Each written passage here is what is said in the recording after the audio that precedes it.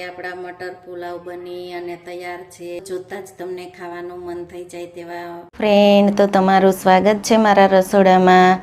તો અવનવી વાનગી જોવા માટે ચેનલને સબસ્ક્રાઈબ કરો. જો મારો વિડીયો ગમે તો વિડીયોને લાઈક કરો, શેર કરો, કમેન્ટ કરો. બાજુમાં રહેલ બેલ આઇકનને દબાવો, તેથી નોટિફિકેશન તમને રોજ મળતું રહે.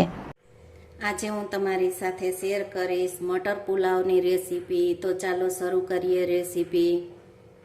મટર પુલાવ બનાવવા માટે મેં 250 ગ્રામ લીલા વટાણા લીધેલા છે. તો તેને આપણે ફોલી અને ધોઈને કોરા કરી લીધા છે. 1 કપ આપણે બાસમતી ચોખા લીધેલા. તો તમે પુલાવ માટે કોઈ પણ ચોખાનો ઉપયોગ કરી શકો છો. અને 1 કપ આપણે કોકોનટ મિલ્ક લીધેલું છે. તો કોકોનટ મિલ્કનો ઉપયોગ કરશું. ભાતને કાચા પાકા બાફી અને તૈયાર કરી લેશું. તો ભાતને આ રીતે પહેલા આપણે સારી રીતે 2 થી 3 પાણીએ ધોઈ લેશું. ભાતને સારી રીતે ધોઈ અને તૈયાર કરી લીધા છે. તો તેને હવે આપણે બાફવા મૂકી દેશું. તો ભાતને બાફવા માટે આપણે પાણી ગરમ મૂકી દીધું છે. તો પાણી આપણે 1.5 કપ જેટલું લીધેલું છે. ભાતને આપણે વધારે નથી બાફવાના, તેના માટે આપણે પાણીનો ઉપયોગ ઓછો કરેલો છે. તો આપણે ભાતને એડ કરી દેશું.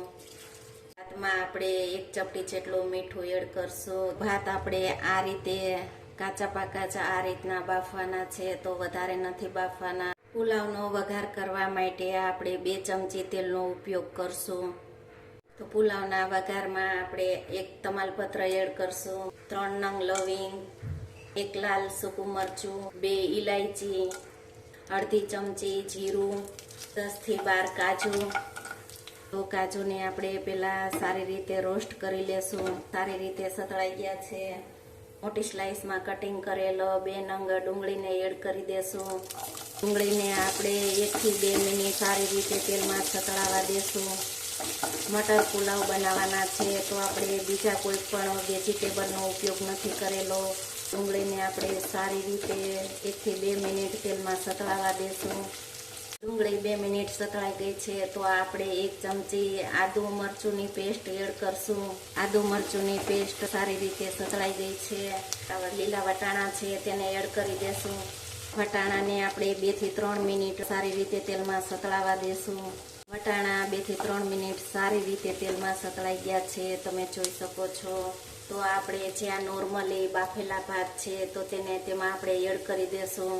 ત્યારે બહુ વધારે નથી બાફવાના, આ રીતે નોર્મલ એવા જ બાફવાના છે.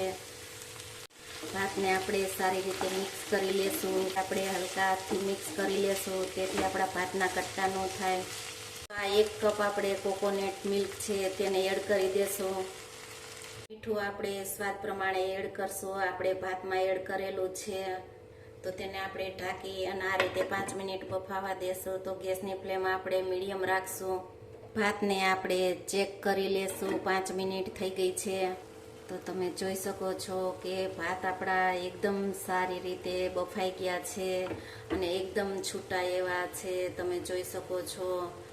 ભાતમાં આપણે 1 કપ કોકોનટ મિલ્કનો જ ઉપયોગ કરેલો છે, નથી આપણે પાણીનો ઉપયોગ કરેલો. તો આપણે આ કોકોનટ મિલ્કમાં જ આપણે ભાતને બફાવા દીધા છે. તો એકદમ સારા એવા આપણા ભાત બફાઈ ગયા છે, તમે જોઈ શકો છો. આપણે ધાણાને સ્પ્રિંકલ કરી દેશું.